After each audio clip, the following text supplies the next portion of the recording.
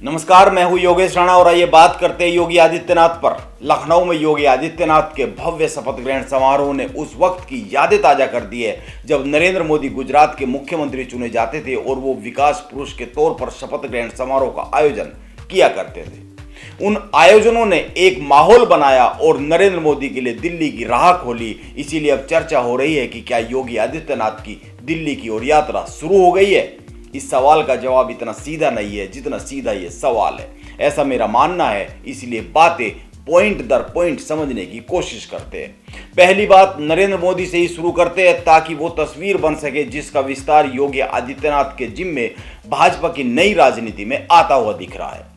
नरेंद्र मोदी ने 3 बातों पर बड़ी ही बारीकी से काम किया है। 1, गुजरात वाइब्रेंट समिट जैसे आयोजनों के जरिए खुद को विकास पुरुष के तौर पर स्थापित किया है और 2, गुजरात के बाहर हिंदुत्व पर वो बहुत ही धीरे धीरे आगे बढ़े हैं। आप इसको इस तरह से समझ सकते हैं, 2014 का चुनाव गुजरात के विकास मॉडल और यूपीए के भ्रष्टाचार पर लड़ा गया, लेकिन 2019 का चुनाव हिंदुत्व के इर्द गिर्द ही रहा है।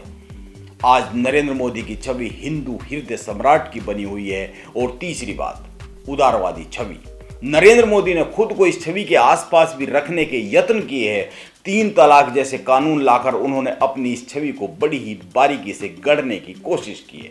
इसीलिए देश में आज की तारीख में सबके अपने अपने नरेंद्र मोदी है। मैं एक और बात कहना चाहूंगा, पिछले अनेक दशक में कोई ऐसा राजनीतिक व्यक्तित्व नहीं हुआ जो महात्मा गांधी, सरदार पटेल और सुभाष चंद्र बोस को एक साथ बराबर की तरजीह देता हो। लेकिन यह नरेंद्र मोदी का ही कौशल है कि वो तीनों पर बराबर बात करते हैं और वो भी बगैर किसी विवाद के। वो भी तब जबकि ये तीनों इतिहास पुरुष केवल इतिहास की छवि मात्र नहीं है, ये 3 विचारधारा है जिनको नरेंद्र मोदी कमाल के तरीके से साध कर चलते हैं। यह नरेंद्र मोदी का जनता की नब्ज पर हाथ रखने का कमाल का कौशल है। इसीलिए मैं कहता हूं कि इस देश में हर किसी के अपने अपने नरेंद्र मोदी है। और यही कारण है कि जब उत्तर प्रदेश का चुनाव योगी आदित्यनाथ हारते हुए दिखते हैं, लेकिन नरेंद्र मोदी बम्पर जीत के साथ वापसी करते हैं। यह बहुत ही बारीक बात है, लेकिन इसको नए अवतार की ओर बढ़ रही भाजपा और भाजपा की राजनीति के संदर्भ में समझने की जरूरत है। आइए अब योगी आदित्यनाथ पर बात करते हैं। जैसा कि मैंने कहा, नरेंद्र मोदी विकास पुरुष से शुरू होते हैं और तमाम आयामों से होते हुए हिंदू हृदय सम्राट तक पहुंचते हैं। इससे भी आगे उनका सफर अभी जारी है। लेकिन योगी आदित्यनाथ हिंदुत्व से शुरू होते हैं और हिंदुत्व पर ही आकर ठहर जाते हैं। आप इसको इस तरह से भी समझ सकते हैं, नरेंद्र मोदी गुजरात वाइब्रेंट समिट जैसे आयोजनों से बने गुजरात मॉडल के जरिए दिल्ली तक पहुंच गए। लेकिन सवाल यह है कि क्या उत्तर प्रदेश का बुलडोजर मॉडल योगी आदित्यनाथ को दिल्ली तक पहुंचा पाएगा? इसके उत्तर की खोज को इस तरीके से शुरू करते हैं। पहली बात, जब नरेंद्र मोदी ने दिल्ली की ओर कदम बढ़ाए थे, उस समय देश में यूपीए 2 से घोर असंतोष का माहौल था। भ्रष्टाचार की बातें चरम पर थी और जनता के बीच यह संदेश था कि कांग्रेस ने देश को लूटने का काम किया है। दूसरी बात, लोग हताश और निराश थे और विकास की बातें उनको स्वप्न लोक में ले जाने वाली होती थी और नरेंद्र मोदी उनको विकास पुरुष के तौर पर दिख रहे थे और विकास पुरुष भी ऐसे जो हिंदू हृदय सम्राट हो। इसीलिए यह कमाल का कॉम्बिनेशन बना। लेकिन आज ऐसी स्थिति नहीं है। उस वक्त के लिए एक शब्द है जिसका इस्तेमाल किया जा सकता था। मैं 2014 उसके पहले की बात कर रहा हूं और वो शब्द है रिप्लेसमेंट। और आज जब नई राजनीति का उदय होता दिख रहा है भाजपा में और इस देश में, तो इसके लिए एक अलग शब्द है और वो है एक्सटेंशन। अब आगे की बात इन्हीं 2 शब्दों के इर्द गिर्द बुनने की कोशिश करते हैं। पहली बात, जब नरेंद्र मोदी ने दिल्ली की ओर कदम बढ़ाए थे, उस वक्त देश के अनेक प्रदेशों में नरेंद्र मोदी की स्वीकार्यता जन्म ले चुकी थी। और दूसरी बात, आज की तारीख में 2 बातें एकदम साफ है। एक, भाजपा अगर बंगाल में 3 से 77 तक पहुंच सकती है तो यह केवल नरेंद्र मोदी की बदौलत। यह चमत्कार केवल नरेंद्र मोदी का है, क्योंकि जैसा मैंने कहा, नरेंद्र मोदी महात्मा गांधी, सरदार पटेल, सुभाष चंद्र बोस के साथ साथ रविंद्रनाथ टैगोर में भी बराबर की आस्था जताते हैं और नरेंद्र मोदी अपने पूर्वजों का बड़ा आदर करते हैं, ऐसा लोगों में मान्यता है और वो इस मान्यता को दिल से निभाते हुए भी दिखते हैं। दूसरी बात, अगर बात योगी आदित्यनाथ की करें तो उनकी राजनीति में इतनी विभिन्नता नहीं है जितनी नरेंद्र मोदी की राजनीति में विभिन्नता है। लेकिन मेरा एक सवाल है, क्या मौजूदा राजनीति में इसकी जरूरत है? मैंने जो दो शब्द पर बात की है, एक रिप्लेसमेंट और दूसरा एक्सटेंशन, अपनी कुछ बातें एक बार फिर दोहरा देता हूं। 2014 का लोकसभा चुनाव यूपीए 2 के भ्रष्टाचार के खिलाफ था और विकास की मांग के साथ था, विकास के सपनों के साथ था। लेकिन 2019 का लोकसभा चुनाव हिंदुत्व और विकास के साथ था।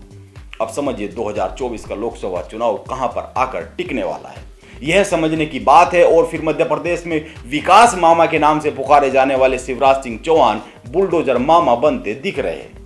इसीलिए जो लोग यह कह रहे हैं कि योगी आदित्यनाथ बहुत ही जल्द भाजपा में नंबर 2 तो बन जाएंगे, लेकिन उन्हें खुद की राजनीति में बहुत बदलाव करने की जरूरत है।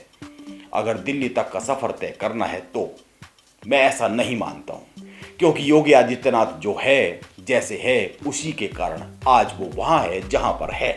यह चर्चा है कि वो दिल्ली की ओर जाने के रास्ते पर बढ़ चले हैं, यह भी चर्चा इसीलिए है क्योंकि जो योगी आदित्यनाथ है, जो है वो है, इसीलिए चर्चा है। संघ अगर उनमें उम्मीद देख रहा है, भाजपा का एक वर्ग उनमें उम्मीद रख रहा है और मौजूदा केंद्रीय नेतृत्व अगर 4 नामों को योगी के करीब तैनात करने पर अड़ जाता है, तो यह माना जाना चाहिए कि योगी आदित्यनाथ का बुलडोजर मॉडल सही है और सही दिशा में भी है और यह बहुत दूर तक चलने वाला भी है।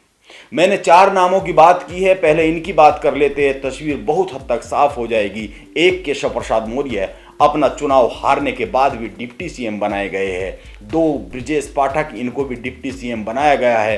3 अरविंद शर्मा कैबिनेट मंत्री बनाए गए हैं उत्तर प्रदेश में। मुझे लगता है इनको लेकर तो बहुत सारी खबरें छपी है, इतनी खबरें छपी है कि इस पर तो मुझे कुछ कहने की जरूरत ही नहीं है।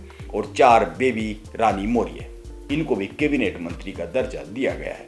एक 5वां नाम भी जान लीजिए, यूपी के चीफ सेक्रेटरी दुर्गा शंकर मिश्रा को एक्सटेंशन दिया गया है। अब अगर आप उत्तर प्रदेश की राजनीति के संपर्क में रहते होंगे तो यह तो समझते ही होंगे कि योगी आदित्यनाथ और इन सारे नामों के बीच में रिश्ते कैसे हैं।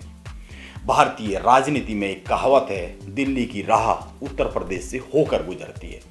इसी कहावत का असर रहा है कि नरेंद्र मोदी ने वाराणसी से चुनाव लड़ा था और 2019 में तमाम दूसरे शहरों की चर्चा शुरू हुई, लेकिन उन्होंने काशी को नहीं छोड़ा और काशी को ही चुना। और यकीन मानिए 2024 में भी वो काशी से ही चुनाव लड़ने वाले हैं। इसीलिए उत्तर प्रदेश महत्वपूर्ण है, योगी आदित्यनाथ महत्वपूर्ण है और उनका बुलडोजर मॉडल भी महत्वपूर्ण है। इसीलिए आगे की राजनीति रिप्लेसमेंट की तो कतई नहीं है, चाहे मोदी का विरोध करने वाले कुछ भी कहें। आगे की राजनीति एक्सटेंशन की है और एक्सटेंशन की ओर जाने वाली है। नमस्कार, आप बने रहे मेरे साथ।